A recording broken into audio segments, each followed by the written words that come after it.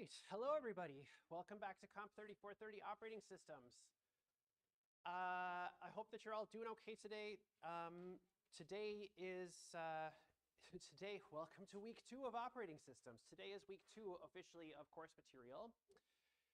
And so we're going to move past the review stuff and we're going to start taking a look at some topics in operating systems in a little bit more, basically a little bit more about actually operating system stuff. So by the end of today's lecture, what I want you to be able to do is I want you to be able to describe how a specific file system is implemented. The file system that we're going to be looking at for today's class is called exFAT. exFAT is an actual for realsies file system. This is a file system that is used typically on devices like SD cards or USB drives. This is a Microsoft originated file system. This is a file system that has a long history. It goes all the way back to the late 70s. And it was originally designed in part by Bill Gates, had actual direct hand in designing this file system. So we're going to spend a lot of time today taking a look at that specific file system. And by the end of this course, I want you to be able to describe 2 different file systems. So we're going to look at exFAT. This is entirely in class. There is no textbook chapter on exFAT. This is something that we're purely going to be doing in class. And then the other file system that is in our textbook is VSFS. And this is so closely related to the ext2 file system, which is another for realsies file system, that it's safe to just say that they are the same thing. We're going to spend more time looking at that stuff next week, and I want to give you some additional context for the readings related to that in just a little bit. The other thing that I want you to be able to do, and this is beginning today because we're going to be thinking about this in terms of exFAT specifically, is I want you to be able to show how common file operations are performed in terms of manipulating or working with a file system's data structures. So last class and the class before that, when we were starting to think about the kinds of things that we're asking an operating system to do with regard to working with files, so opening and reading and seeking around in a file, what data structures in the file system do we actually have to use to start doing things like opening a file? How do I determine whether or not this file actually exists on the disk?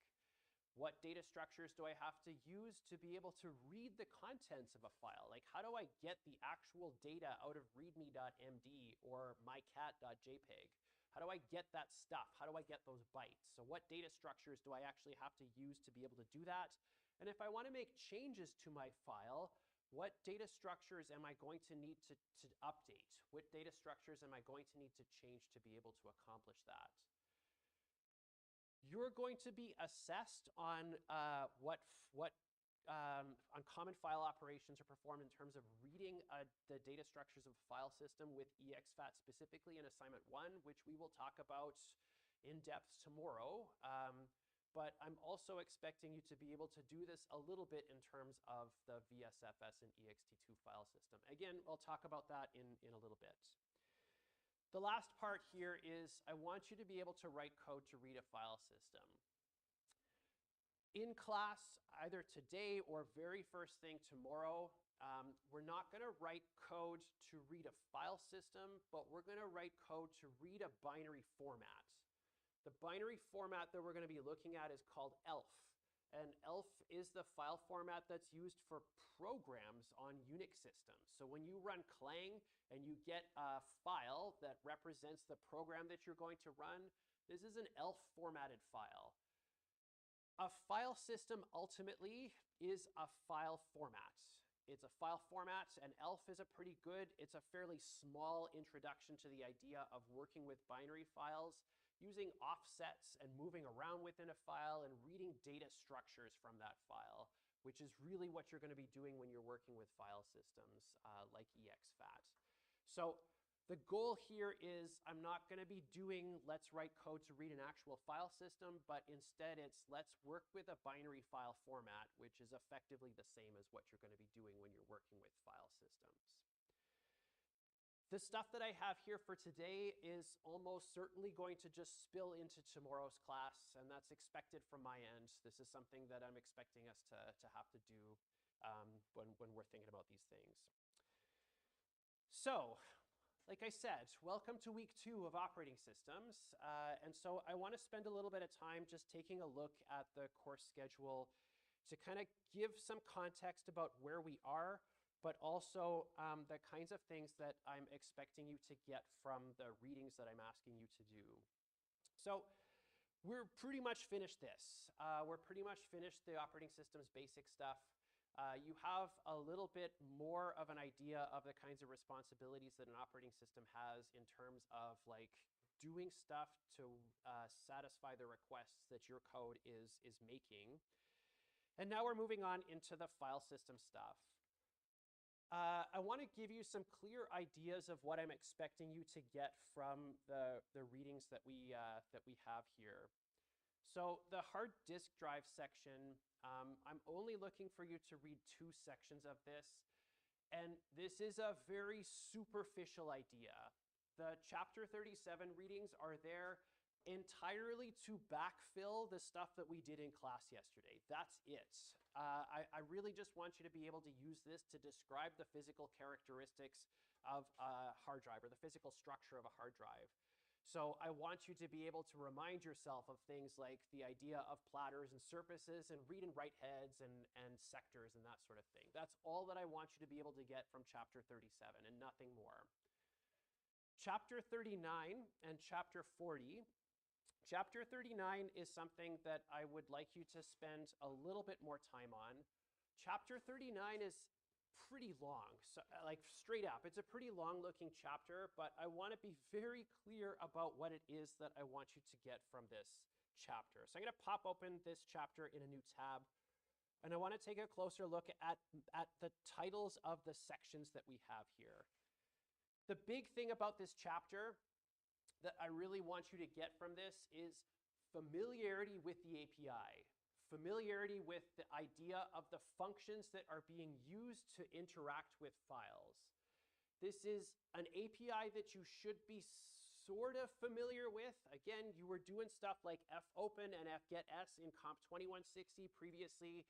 You've done things like opening files in Java and reading things from files with Java. You should have some idea of how working with files works in general. What I want you to get from this is I want you to be familiarizing yourself a little bit with the file and directory structure. There are some keywords here like inode number. We're going to talk more about that next week. We will talk more about that next week. So in terms of what we're thinking about for this week, don't worry too much about the idea of inodes. This part here is really describing the idea of directory and file structures. Like I've got folders that can be inside of folders and files that can be inside of folders. The part that I'm interested in here is the file system interface. And again, this is pretty superficial. I want you to be familiarizing yourself with the API that is being described here. This is going to be helpful when we're talking about what we're doing with the assignment when we get to it tomorrow. So the idea of working with the open system call, the idea of working with the read and write system calls here, and the idea of using lseek here. So to give you just an idea, when I say reading these things superficially, I really just mean like read it once. Don't dwell on it. Don't like try to study extra stuff about it. Just read through it and be familiar with the key terms here, but nothing other than superficial familiarity with this stuff. There's one part on this page that I wanted to point out specifically. We're going to be talking tomorrow about a structure that's called the open file table, and it's being referred to here, but I will talk about this in more depth tomorrow to give you a clearer picture of what that idea looks like. I'm going to keep scrolling down here, and I'm going to go to this part here. So section 39.6 is explicitly marked as optional. We will come back to this. We will see this again, and I want to revisit this when we get to the part of working with processes. But for now, this part is completely optional, and you don't have to read this right now. The other thing that I wanted to start taking a look at here is way down here on section 39.7. Sections 39.7 through sections 39.13 I think are valuable, but they're not really worth spending any time on right now. So writing with fsync, this is forcing stuff to show up on the disk, renaming files, getting information about files using the stat system call, removing files, making directories, and reading directories, and finally, deleting directories. I believe these are valuable things, but they're not something that's directly relevant to what we're thinking about for the assignment. We're going to be doing read-only stuff with our file system, so we don't have to spend too much time thinking about like how to add directories to this thing, or how to remove directories, or how to work with other things like that. The hard links symbolic links here, and then the last one here is going to be about permission bits and access control lists. I'm going to recommend that you just leave this to next week. This is much more important when we're thinking about BSFS and ext2. It's not at all relevant for exFAT. This is not something that we need to know for exFAT, and it's not important for us right now. It will become important for us next week. So in terms of organizing what you're thinking about right now, this is safer to leave for later. And then the very last part here is making and mounting a file system. I will spend time doing this in class next week, and I'm going to spend time doing this in class next week because on Aviary, you can't do this. You cannot do this. On your local Linux environment, you definitely can do a lot of this stuff, and I'll show you how I can do it and how you can do it on your own local environment, but this is not something that you're going to be able to do on Aviary. And that takes us to the end of this chapter, which is then a very, very brief summary. So my suggestion for focusing on the course material for this chapter, for this week's stuff, is focusing on familiarizing yourself with the API. Open, read, write, and lseek. Those are the key things that I really want you to get from that. The other chapter, chapter 40, this one is going to be something that I want you to read with a great deal more focus. Next week. This is not important for tomorrow. This is not important for today. This is going to be much more important next week, and next week is where we're going to be spending our time thinking about ext2 and VSFS, which is what is described in this chapter. I'm not going to scan through this one because it's not important for us to think about this for this week. It is much more important for us to think about this next week. So that's where we're at right now. Next week, we have really we're going to start thinking about file systems, and I'll try to bring this back up again on tomorrow's class. I keep thinking Friday, I'm sorry, but tomorrow's class, when it's the end of week 2, we're going to continue to think about file systems next week, but we're going to be looking at it from the perspective of like what happens when things go wrong with file systems, and how do we prevent those things from happening in the first place. And then we're going to get to the point of starting to think about processes. So this is where we're going to come back and revisit that fork and dupe part of the chapter. All right, so there was a question that was raised yesterday about this specifically, and I didn't have the context in class, and I said I would come back to this, and so now I'm coming back to this. And the question was, what's the difference between lseek and diskseek? And the context here is, this is an aside from chapter 39 of our textbook, and it was saying, the title of this says, calling lseek does not perform a diskseek. And so the question really is, what are these two things? What are the differences between these two things? So lseek is the system call. We're going to work with this when we're starting to work with binary files. Lseek is a system call that we can ask to move the location that we're at in the file right now. I want to move from position 0 in my file. I don't want to read the very first line. I want to read the 30th line. And I just want to move to that location without having to spend any time reading the actual contents of the file.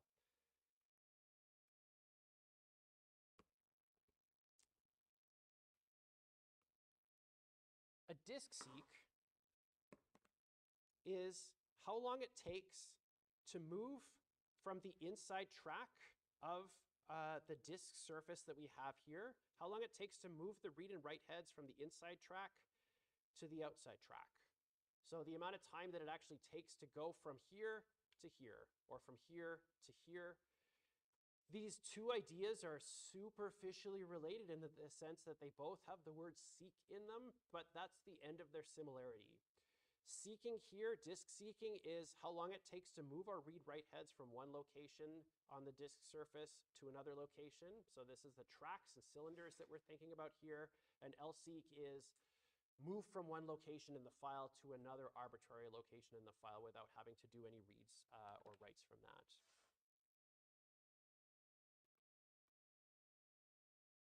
There. So with that, what I want to do is I want to check in with you. It's only been 2 classes, but like I said, we're starting week 2 here, and I want to make sure that we're all kind of in the same spot. And so I want to give you an opportunity to ask some questions about course material, about the textbook, about kind of anything that you have right now. Yeah.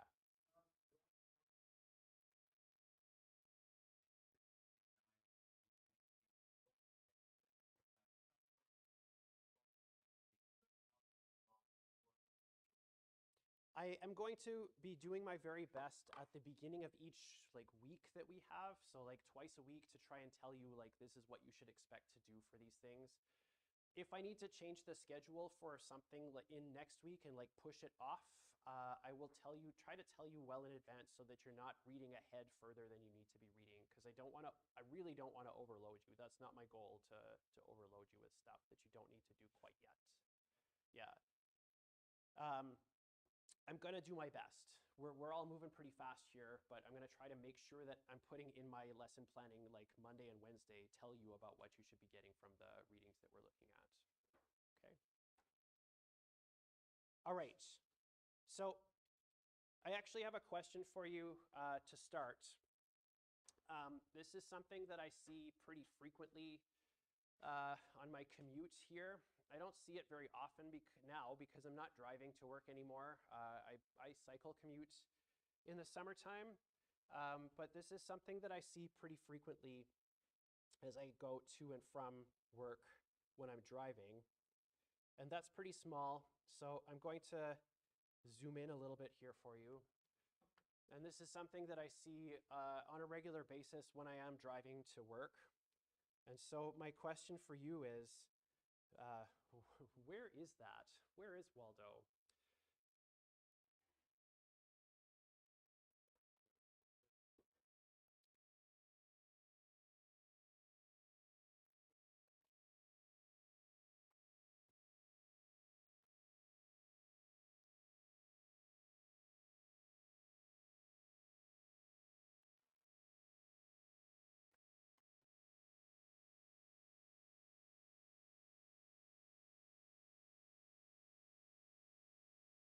I'll give you 10 more seconds.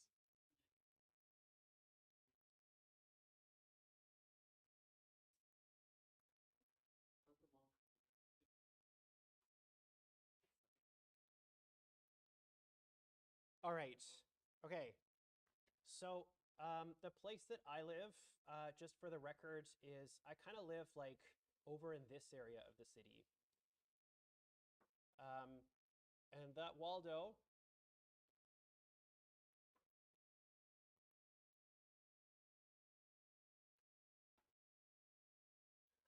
I don't care what the current temperature is in Winnipeg. I'm here right now. That Waldo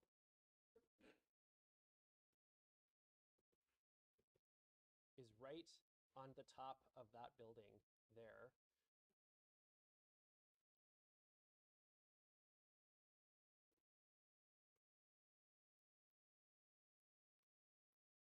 And you can see Waldo here.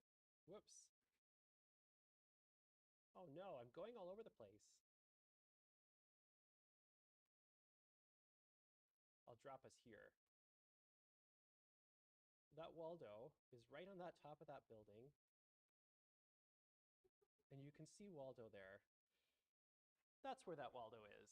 So if you're traveling north, sorry, this is south. If you're traveling south on Route 90, kind of coming from the Polo Park area, you'll see Waldo if you take a look out the left window side of your car as you're going over that way. Or if you're taking the 78, I think the 78 goes over that bridge too.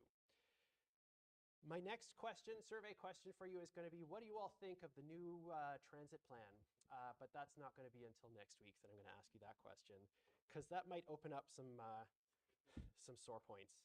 So the correct spot is right around there where it looks like a couple of people have picked. So awesome.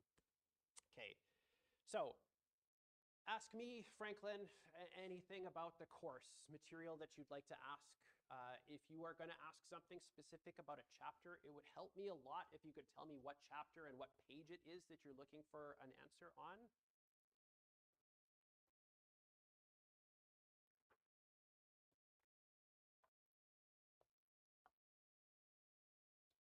What chapters do we need to read for next week?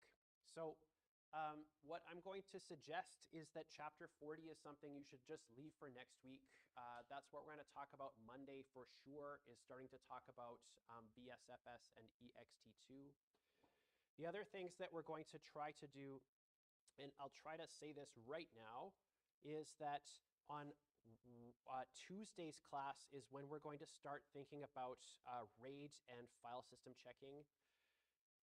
I'm going to spend time tomorrow. I'm going to put in my plan at the end of tomorrow's class, let's look at these chapters, an overview of what these chapters we're supposed to get from these chapters. Because there's a lot in this RAID chapter that I really don't care that much about.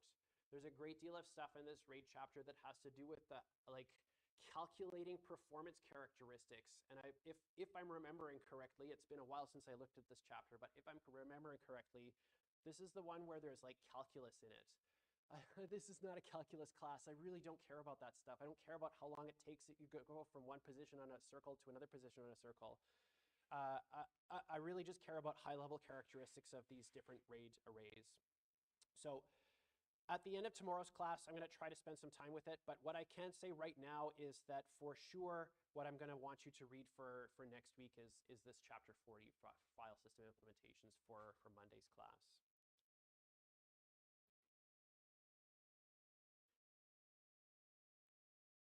Okay.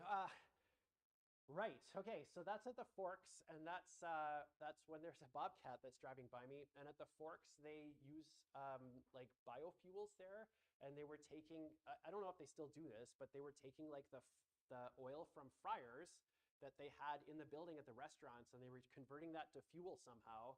And so when the machinery was driving by, it smelled like French fries. This for the record is from the video where I'm talking about file systems. Okay, all right, okay. Maybe I don't, maybe I shouldn't ask this question at all then. Okay. How to get an A in this class? So, I mean, oh gosh, this is a good question. My job here is to help you succeed in this course. Like my job is to assess your ability to demonstrate these learning outcomes. But part of my job is also to help you succeed in this course, and I want to make sure that you can succeed in this course.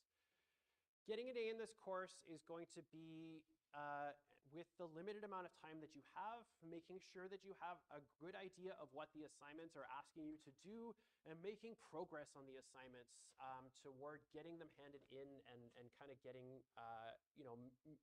minimal implementation parts of the assignments done. I'll spend time talking about this tomorrow, but the way that I try to structure the assignments is that I try to give a clear idea of what it is that I'm expecting you to accomplish with the assignments and like what the minimum is that you need to get to a certain point with the assessment. So to make sure that you can get to at least a passing point of the assignment. The other thing that I'd say with this is the readings are important. The readings are important, and I'm going to try to stress what I believe is the most important part of the readings, but ultimately, the learning outcomes are the most important part of this course. These are what I'm going to ask you to demonstrate. When it gets closer to test time, I'm going to be spending time taking a look at that course schedule with all the learning outcomes and emphasizing, like, this is what I want you to be able to do on a written test. I will say this again when we get closer to the test, but I'm not likely to ask you to do any programming on the test. The assignments that I'm asking you to do are, there's a lot of programming. There's a ton of programming in these assignments. And I don't really think it's valuable anymore for me to ask you to do programming on a timed test. It's third year. You've done already a bunch of programming on timed tests, and I don't really see it valuable to assess you on that anymore. So a lot of the stuff that I'm going to be asking you about on the tests, which is really the bulk of the grade in this course, is like theory stuff about operating systems. And for example, I'm going to pop back to my slides here. Going back to this, show how common file operations are performed in terms of manipulating a file system's data structures. I'm not going to ask you to write code to do that on a test, but I will expect you to say, like, here is some code that maybe does some common file operations. What do we need to do with the exFAT to be able to accomplish that? Those are the kinds of things that I'm going to be looking for when we get to the tests and when we get to the final exam. So focusing on the idea of what the learning outcomes are, and doing your best to keep up with stuff, And if that means coming and talking to me after class or coming to my office hours to get some extra help, I'm more than happy to help you with that. Oh, I just answered that question. Okay, so awesome. Unlikely, no. I might give you some C code, but I'm probably not going to ask you to write any C code on a test. I will again emphasize that when we get closer to the test time. That's okay. So when I'm setting up a Linux VM on Mac using Lima, I can only get ARM64. Will this work for assignments and other stuff in the course? You will be able to compile your code no matter what system you're using. So whether you're using x86 on Windows subsystem for Linux or whether you're using ARM64 on Mac OS, I cannot guarantee that what works on your local system will work on Aviary. And so I really have to insist that you try running your stuff and try compiling your stuff on Aviary often. It doesn't have to be every hour, but like doing it right before turning it in when the assignment is due is probably not the best time to do it. Try to do it a couple times before you get to that point. All the stuff that I'm going to be talking about in class should work on ARM64. Your code for the assignments should compile on ARM64. They might behave differently when you get to Aviary, so try to make sure that you're trying it out on that. Is the workload and difficulty for this course even across the weeks, if not, consistent across the weeks? Which weeks are heavy? So I can take a look at the course schedule and I can kind of say that the file system stuff is quite a lot, and that's kind of why we're getting to it early. The other part that becomes to be a lot of material is when we're starting to look at concurrency with threads. This isn't a lot of stuff. It's just like, it's kind of like mind bending when you start to think about things happening at the same time. It's not something we tend to think much about when we're working with the assignments that we're otherwise working on. These last sections, when we get to virtual memory here, virtual memory is something that we're not going to be getting assessed on assignments. This is not something that shows up in any of the assignments that you're going to be doing for this course. And so a lot of the virtual memory stuff is going to be a lot more of like, be able to describe these things that are happening in the system or how this sort of thing works. And so from that perspective, it's going to be a little bit heavier. When I offered this course last term, students found that the third assignment was generally more straightforward and less work to do than the other two assignments that were given. So if that gives you some context of like the level of effort that needs to go into the assignments. But I can't promise that you're also going to find that to be the same way. I'm just reporting the observation that I made last time. Balancing it with software engineering. I unfortunately have to say a little bit that this might be depending on the team that you have in software engineering. One of the hard things with software engineering, and now I'm talking about a different course, so please just take that for what it's worth. One of the hard things that I find that students have with software engineering is, in many cases, working with a team for the very first time. A lot of you are co-op students, and so you have done some teamwork outside of school, but that can be part of it. I'm not really sure what software engineering looks like this term in terms of like how far it's been planned out and stuff, but I've tried to give you all a very clear idea of when things are due, what's due, what you're actually going to be doing, and like what you should expect during those weeks. So I don't know that I have specific tips for that other than to say I'm trying to make sure that you have a good idea of what's expected from this course each week. Can I explain mmap? Sure. So that's chapter 39. We're going to be spending not actually very much time thinking about mmap at all, but mmap on chapter 39 here is a way for us to basically take a file and map it into memory, or take a block of memory and kind of treat it as though it is a file.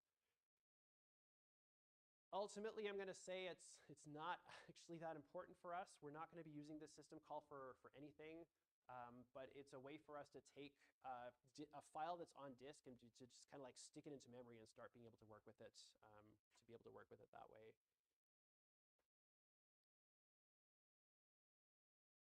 What's the difference between Unix-like and POSIX?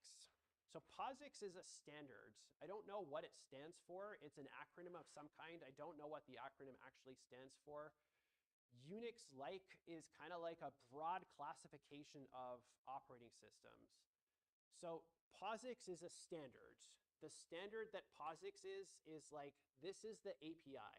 When I'm thinking about open and read and write, this is part of the POSIX standard. And that means that I should be able to write something that matches the POSIX standard in C and be able to compile it on Linux and also be able to compile it on Mac OS. These are both different operating systems that implement the POSIX standard. Unix and Unix-like, Unix systems are like derived from the Berkeley University operating systems way back in 1960 whatever. All the way back up to now, where we have Mac OS, which can trace its lineage all the way back to that. A Unix-like system is typically Linux in this case, where it looks a lot like what Unix systems are like, but it cannot trace its heritage all the way back to 1960 whatever. Linux, for example, traces itself back to 1992 when Linus Torvalds was in his dorm room building like operating system stuff. So the POSIX idea here is a standard. Unix-like is more of a broad classification of operating systems. Awesome. Yeah, that's not a question, but awesome. I appreciate that you appreciate that. I mean, I will publish the term test that I gave last term because from a pedagogical or like teaching philosophy perspective, that test, as far as I'm concerned, is compromised. You should all have equal access to it if it's out on the internet. So I'm just going to publish it, but I will publish it closer to when the term test is going to be there. Are there going to be long answer questions? So a lot of the questions that I'm going to be asking are of the form of learning outcomes like this: describe and show. So they're going to be written. You're going to have to write plain English usually to describe the ideas here. I'm going to give great big boxes for you to write this stuff in. I'm not looking for paragraphs and essays. It's more of there's maybe a lot of things that you need to describe in this. And so like full sentences, yes, but like paragraphs and stuff, not really.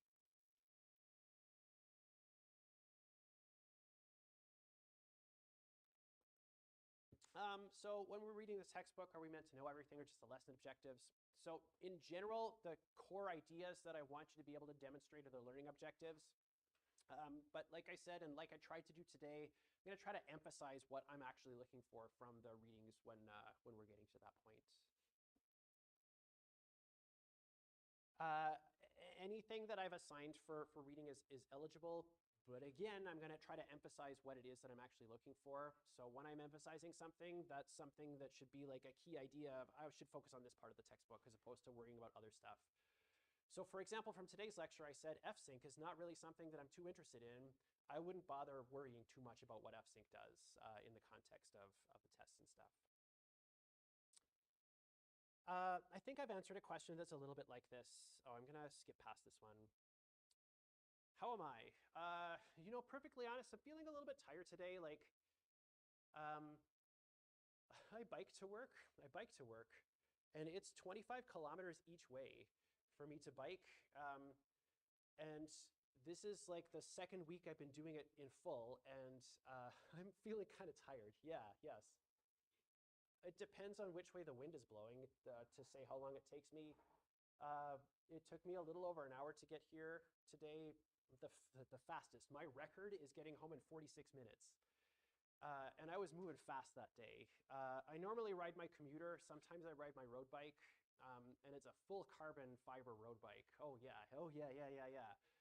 It is light and it is fast. But I'm otherwise doing okay. I'm doing great. I hope you're all doing good too. So I think I've answered this already. Like I said, I'm going to try to emphasize this. I'm going to try to emphasize these ideas in the textbook when we're taking a look at this stuff. Oh gosh, no. I'm going to tell you in detail today about what I really want you to be able to do with the exFAT documentation. This is a giant document. I'm not expecting you to read this in full. We're not even going to be using this full thing for the stuff that we're doing in this course.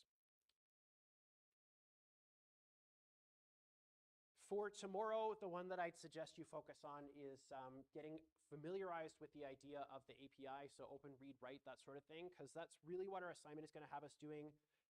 And then tomorrow, for next week, for Monday, is the VSFS stuff. And then, like I said, tomorrow at the end of class, I'll try to make sure that I've got some extra stuff there. For the concept of volumes and partitions pertinent to this course, we're going to be using files that I'm going to refer to as a volume constantly.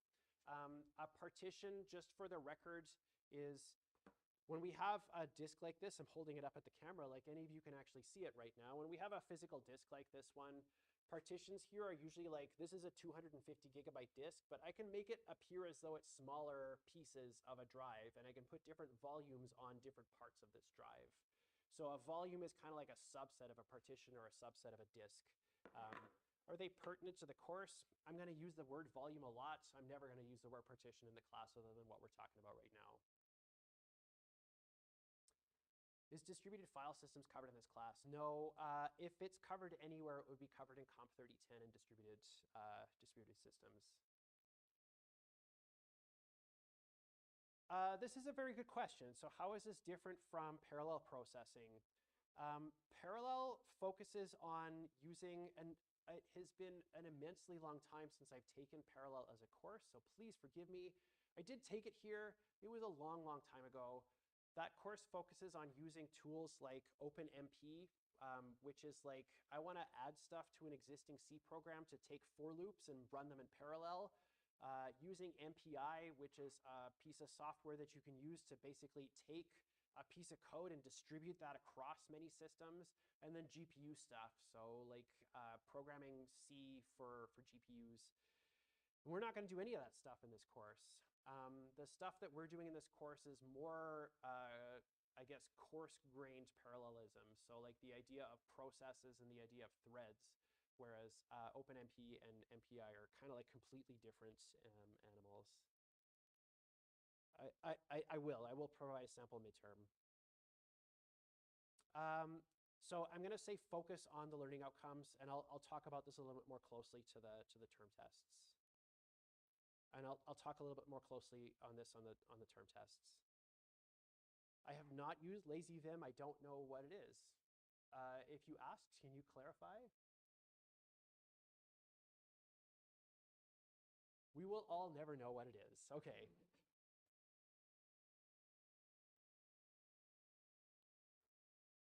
Okay, so how does it look to remove a file? So I'm going to answer this question to start by saying Outside of the word sector, we almost don't care about these drives at all anymore. We almost just do not care about them at all from the perspective of a file system. That was a neat sound. Removing a file is purely about our file system, and that's what we're going to talk about. So it's purely about our file system. A drive can, in theory, erase things in the sense that we can just write zeros in that location on the drive. From our perspective as an operating system, but generally when we're thinking about the idea of removing files, we're thinking about the idea of manipulating file system data structures to be able to remove it from the system. Whoops.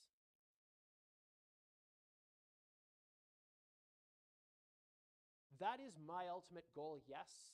We're going to get pretty close to doing a lot of this stuff with the assignments that we're working on, but we're not quite getting all the way there. Shortcuts in Windows are not quite the same thing as symbolic links. Symbolic links are like entries. Actually, I don't know. Now I'm just making stuff up. This is bullshit. Sorry. I don't know how shortcuts are actually implemented in Windows. They might be similar to symbolic links. I don't think they are, but they might be similar to symbolic links. I can't, because I actually, outside of like these things, the heads that we have here are magnets that I'm dragging across the surface of the disk right now. I don't really know anything about how hard drives actually work. So I can't answer that question, I'm sorry. That should be fine. Like I said, it's going to be much better for you to test this on Aviary. It's okay to do the work locally on your PC, but to make sure that you're making sure that your code actually works on Aviary. And then I think that's it. Okay, awesome. All right, so I hope this is helpful. The future Q&A sessions like this, I plan to do 2 more next week. They are going to be just for the assignment though. So on Monday, I plan to have an open Q&A about the assignment. On Wednesday, I plan to have an open Q&A about the assignment. So not just broadly about topics for the course, but specifically about the assignment next week. And with that, I would like to ask this question to you. What even is a file system? That photo that's on the side there is, that drawer that everybody has in their house that's just like a mess of whatever. It's uncategorized. It's just the junk drawer that you got in your house. But what even is a file system?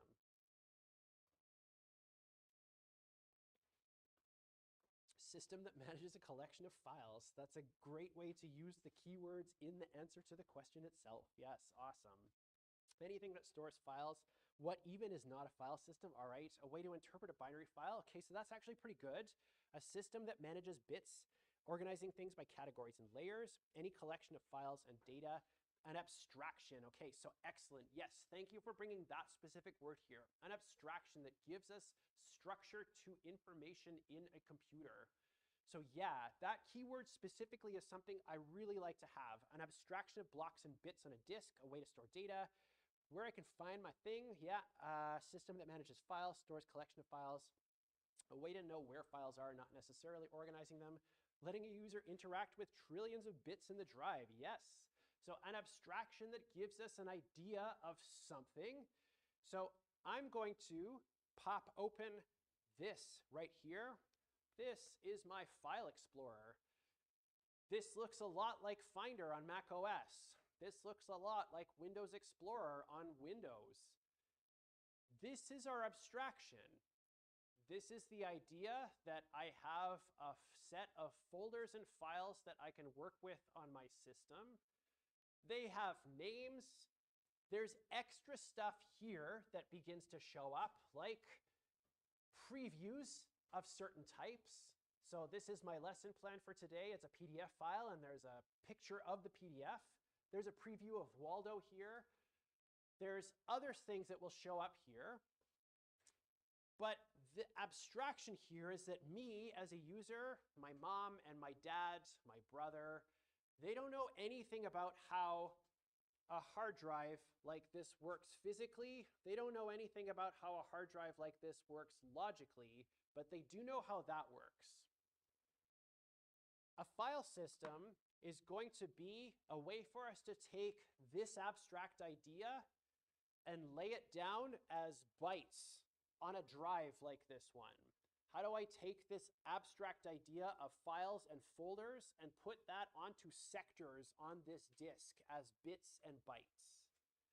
My file system idea doesn't care about things like, is this a binary file? Like, is it a picture or is it a plain text file? As far as my file system is concerned, it's all just bytes. Everything is bytes underneath.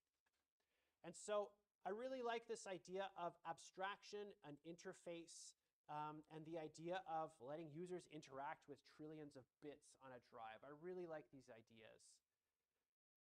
We're going to be talking about two different file systems in this course. And the one that we're going to talk about today is exFAT. So I'm going to pop open this document. This was asked about already. I'm going to reject these cookies, and I'm going to close this advertisement for some Microsoft conference that I really don't want to go to. This document is exFAT. This document fully describes the exFAT file system format.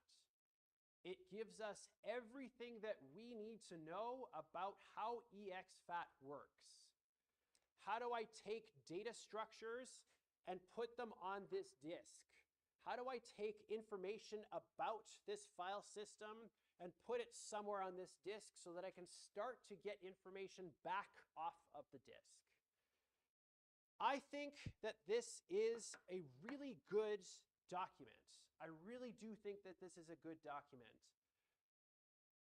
FAT as a family of file systems, so this is file allocation table, FAT. This is a family of file systems that goes back, as I said earlier today, all the way back to the late 1970s, where it was initially described as 8-bit FAT. 8-bit FAT had incredible limitations. Like, for example, it did not have directories at all. Everything was just on the drive, and there was no folders. And it had crazy limitations like you have 9 characters for your file name, and that's it. And 3 of them can't be used by you because they specify what the kind of file this thing is, .pdf. They also had important limitations like files, I believe, could only be about 8 megabytes in size, which is like almost an absurd limitation for us in today's modern computing world. exFAT is the modern variation of this FAT family of file systems. In this course, we previously had students implementing FAT32, which is a 32-bit version of FAT.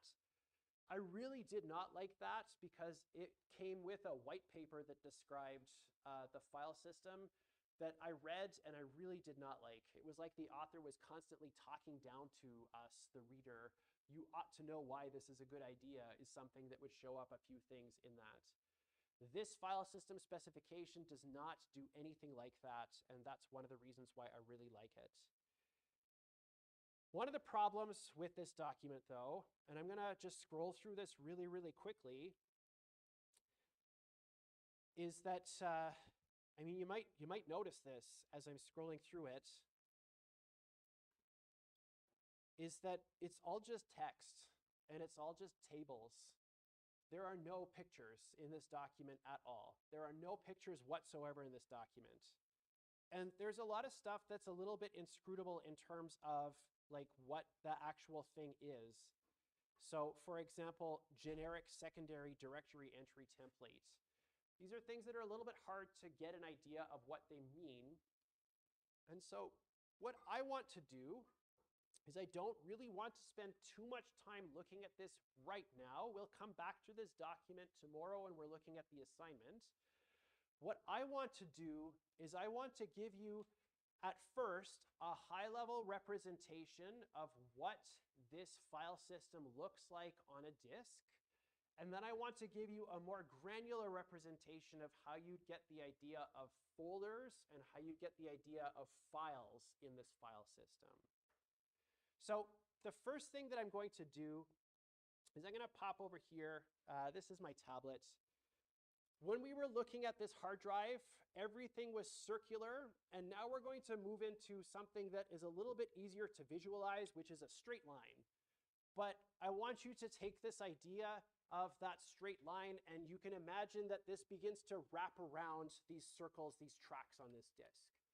It's just it's a lot easier to draw this out in a straight line than it is to draw it out as a circle. The very first part of our file system here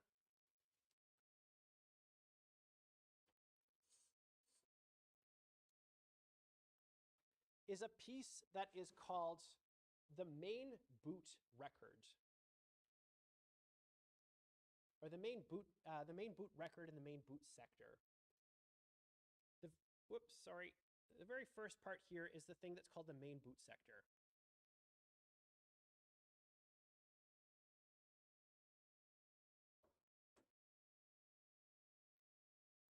I will post a copy of this diagram if you don't want to be hastily drawing it while I am drawing it, but you're welcome to hastily draw it along with me if you want. The main boot sector is the very first thing on our disk. So when I'm thinking about this disk here in terms of sectors, and remember this idea that they are numbered sectors, my main boot sector here starts at sector number 0 in the system. This is the very first blob of bytes that I'm going to be able to get off the disk.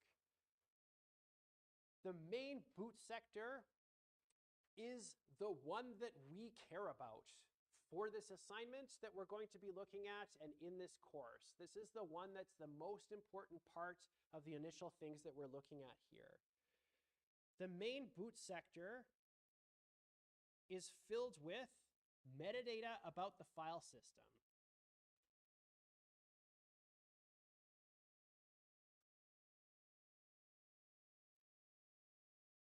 The metadata about the file system is going to tell us about things like, where are the other structures that are important in this file system, and what are properties about this file system that we need to be able to read the rest of the file system. Everything that we're looking at the beginning here is going to be purely in sectors. Everything is measured in sectors up until at the beginning of this drive that we're looking at. The main boot sector has metadata about the file system, and we'll talk about that metadata in a little bit. After the main boot sector, there's another region here that's called extended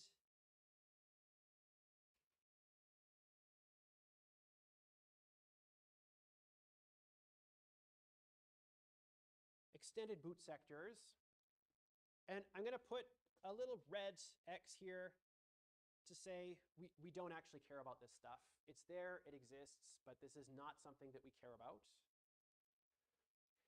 Then after that, there's another part that is OEM params.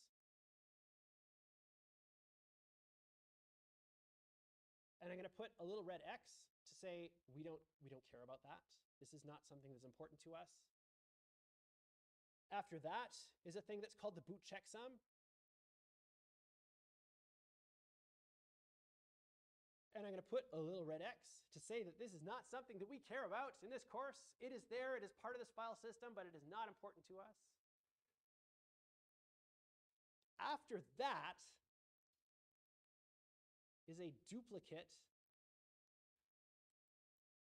of the main boot region, MBR.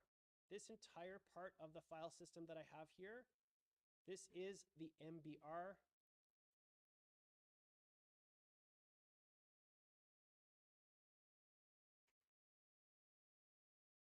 There's a duplicate of that.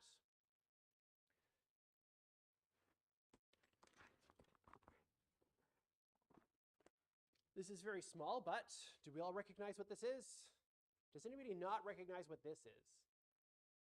Everybody knows what this is? Okay, so when I was a student, we had to submit our work on these. I would have to do two things. I would have to print out my source code and then put a floppy disk with my source code in a folder, and then I'd have to hand it into a little locker.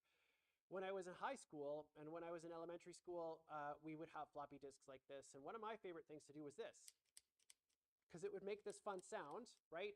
And when we have our disk here, the inside of this disk where we see this black part that I'm putting my finger on right now, I'm messing it up like this. This is the surface of a disk, just like that hard drive. The duplicate of the MBR here is if a kid puts their sticky fingers on this, if I turn this just a little bit, and there's a little mechanism here that I can use to turn the surface of the disk here, if I turn that just a little bit, it's pretty likely that the duplicate's okay after my sticky finger just went all over the main part of that boot region. So we've got the duplicate of the MBR. And then after that, so this is going to be many sectors that we've got here. After that, I'm going to draw a little arrow here to say that we're continuing down at this point.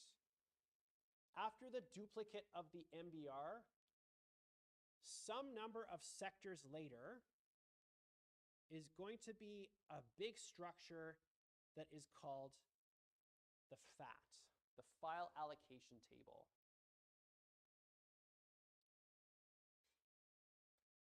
I'm going to say that this FAT is n sectors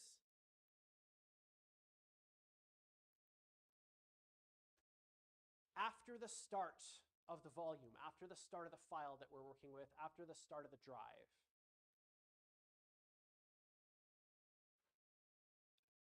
The location of the FAT is something that we get from the metadata about the file system.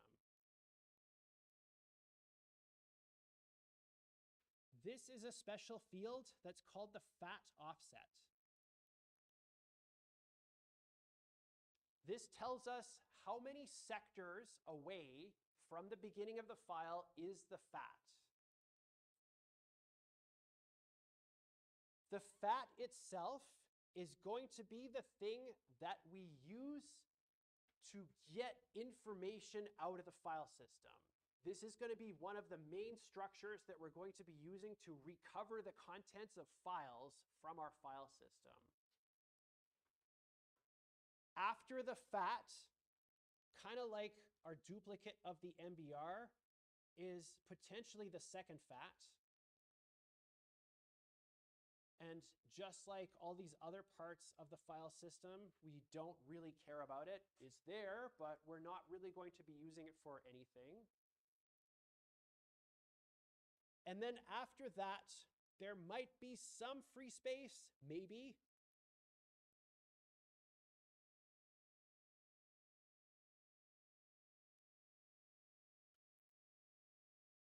And then after that, what we've got is called the cluster heap. And this kind of goes off to the end.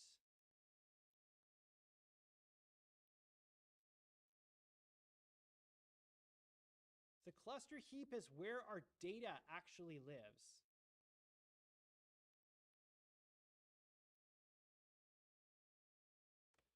So pictures of my cat, all the lectures that I've done, all of these actual contents of my files are going to live in the cluster heap itself. Everything up until this point, so up to here and before,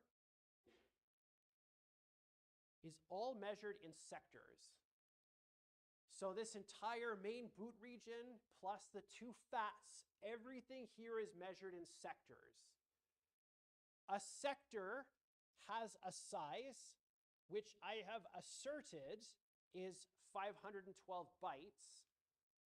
That's not a value that we can just hard code into our file system stuff. The size of a sector is something that we get from the metadata for the file system.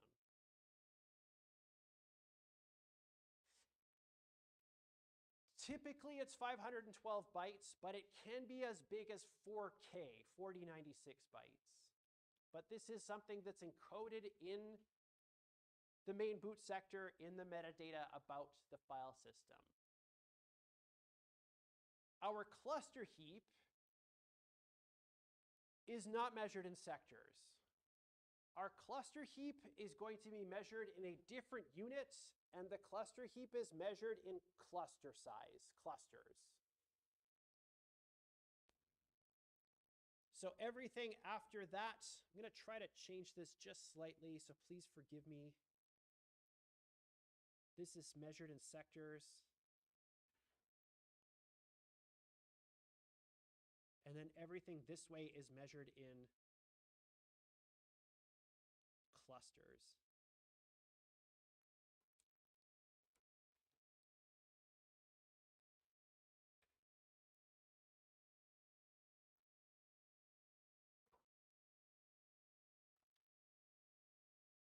So from the main boots sector, we get metadata like the size of a sector in bytes.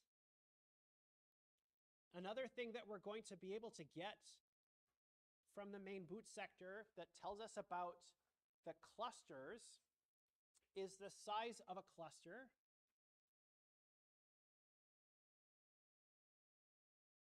And this is now going to be measured in sectors. So a single cluster might be the same as one sector. One cluster might be 512 bytes, but it might also be 2 sectors. It might also be 4 sectors. It might also be 8 sectors. It's a power of 2, so it's always going to be something 2, 4, 8, 16, that sort of thing. Clusters, their size is going to be measured in sectors. Our sectors start at 0.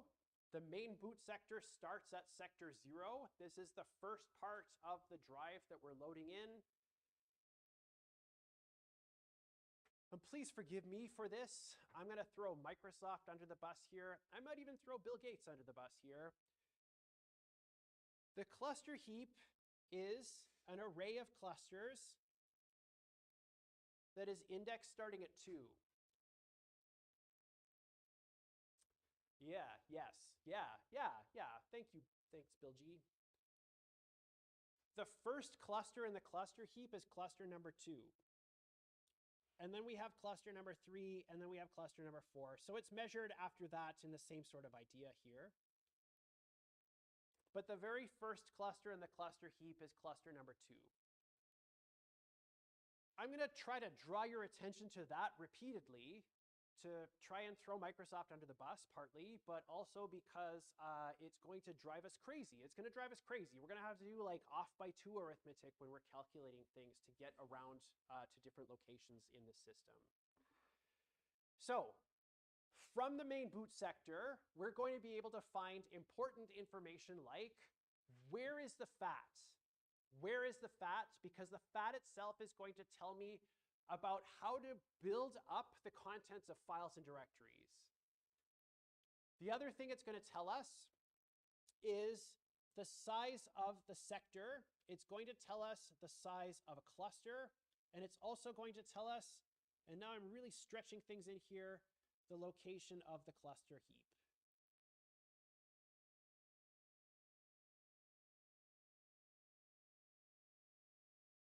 So the offset of the cluster heap itself.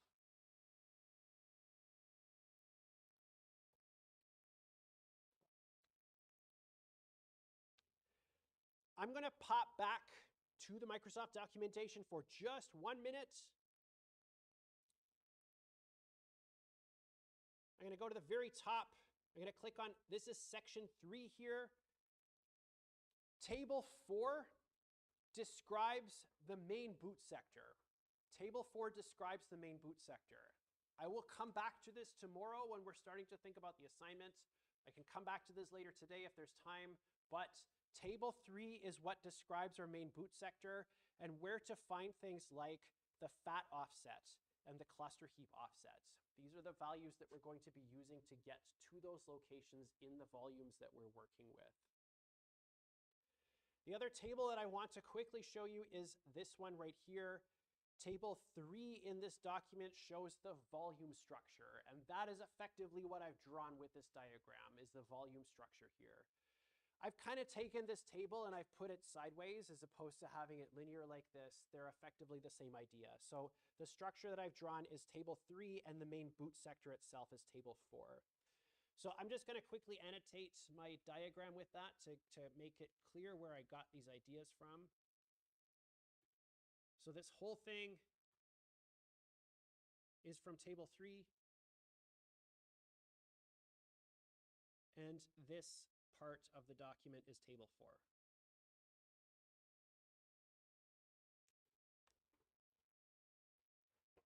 Yeah.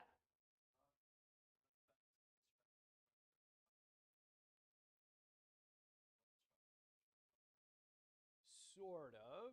I'm going to come to that in just a second, because we're going to take a worked example of, like, here's a folder structure with files in it. How do we get stuff out of the FAT? How do we use the FAT? How does it work? What does it look like? Yeah. Are there any other questions about the overall volume structure? Yeah.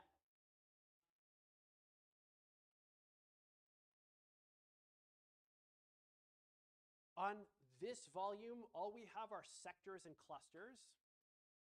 If you are reading ahead to the VSFS file system, a cluster is effectively a synonym for a block.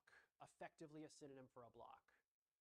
With VSFS, the blocks start at location 0 in the volume, like we're measuring this in blocks immediately, whereas in exFAT, we start with sectors and then we eventually move to this idea of using clusters.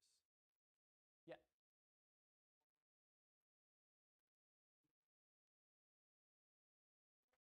There is no cluster 0 and 1. Yeah. For historical reasons, there are entries in our FAT, which we're going to talk about in a second, for cluster 0 and 1, but there is no cluster 0 and 1 in the exFAT file system. They just don't exist. The zeroth entry at offset 0 at the very beginning of our cluster heap is cluster 2. Thank you, Microsoft. Thank you, Bill Gates. Thank you, whatever. Yeah. Any other questions? Yeah.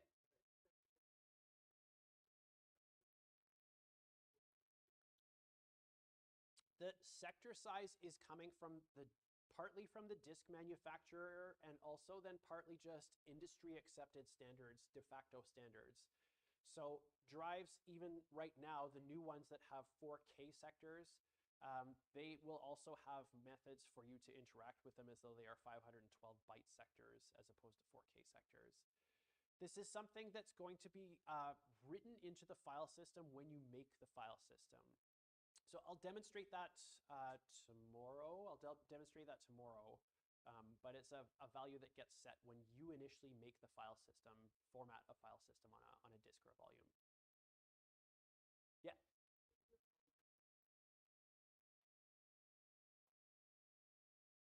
Yeah. The disk drive. So the question is, correct me if I'm wrong about this interpretation, but your question is, can we have different file systems on different drives? Yeah. This drive has no idea what a file system is. It can read sector 0 and it can write sector 0. It can read sector 500,000 and it can write sector 500,000. It's up to the operating system to decide what the structure of that actually is. Yeah, so you can put any file system on any disk. There are different file systems that are better for kinds of disks than there are for others. So for example, the APFS, the Apple file system, is designed to do things like work better with flash storage and use flash storage as a faster way to load things than hard drives, because they are much faster than hard drives. And it's able to do things like balance and decide which thing should go to which part of the disk. But for us, for exFAT, it's just kind of like, it's a drive that we're putting this on. Yeah. Any other questions? Yeah.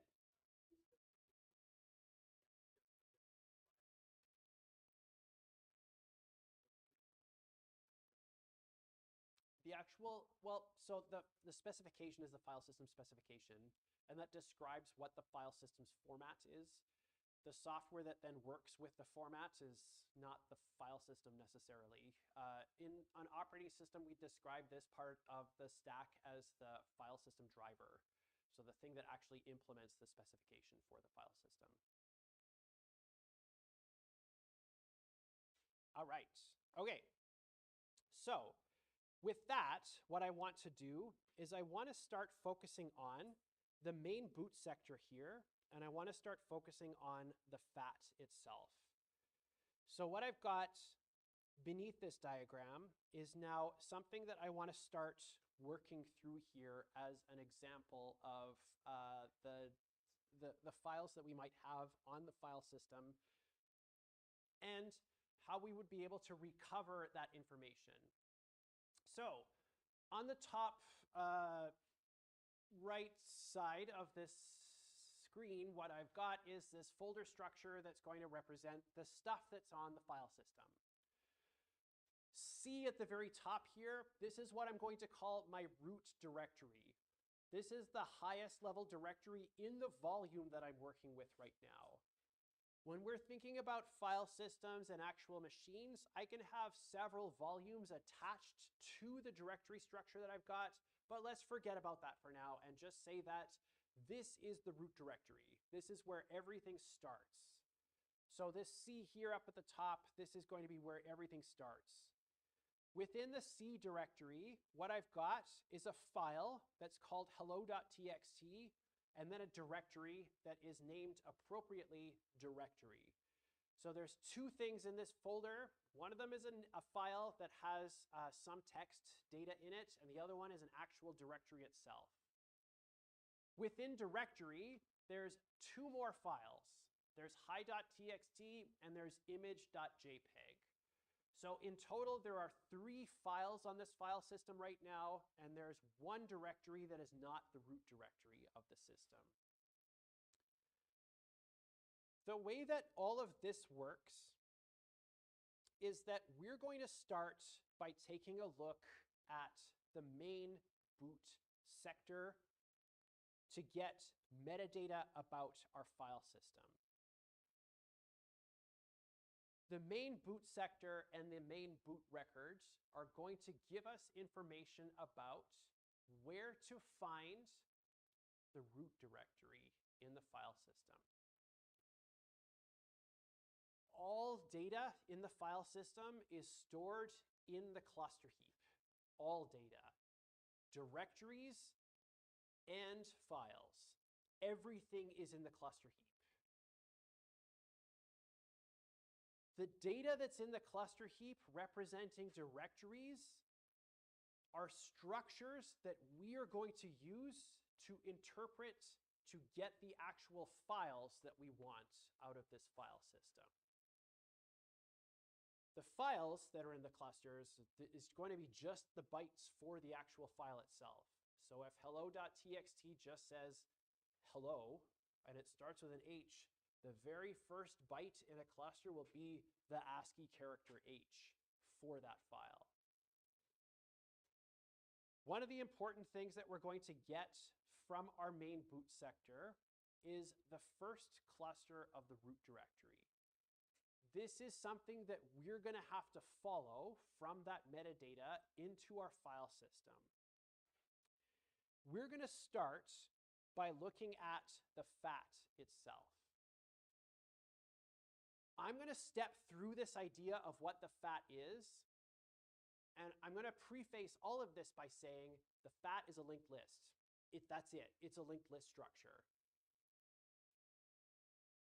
It's a weird way of building a linked list, but it's just a linked list.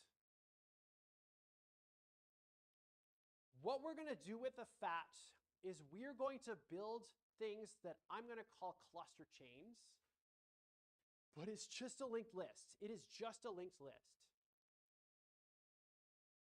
To build up the cluster chain,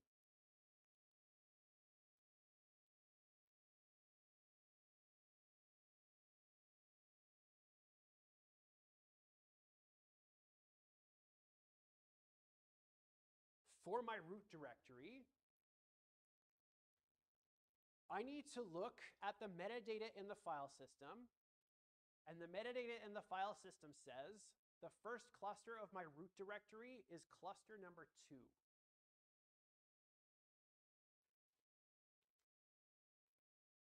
I'm also going to be looking at things like the FAT offset, and I'm going to use that to move to the FAT in this volume, in this file, And then once I'm at the FAT, I'm going to start looking at indexes in this FAT as though it is a giant array. The first cluster of the root directory is 2, and what that says is look at entry 2.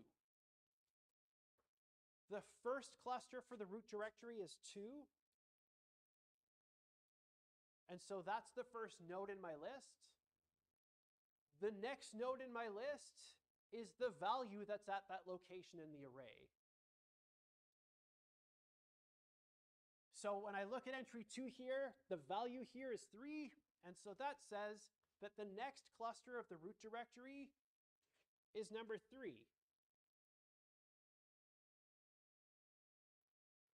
Then I'm going to go back to my FAT and look up entry number 3. And entry number 3 here says FFFF, FFFF. So this is hex. This is like all ones. This is all ones. This is the end of directory marker or end of cluster chain marker. This says that's the end of my list. And so the cluster chain for the root directory here consists of the 2 clusters, cluster number 2 and cluster number 3.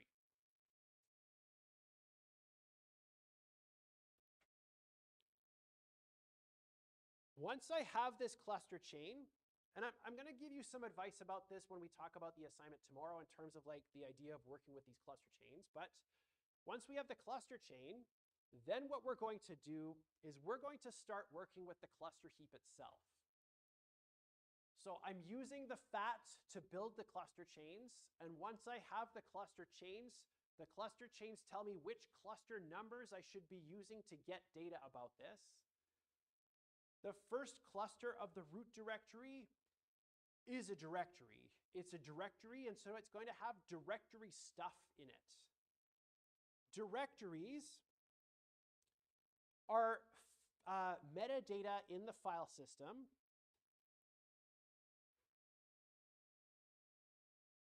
Metadata in the file system that are called directory entries.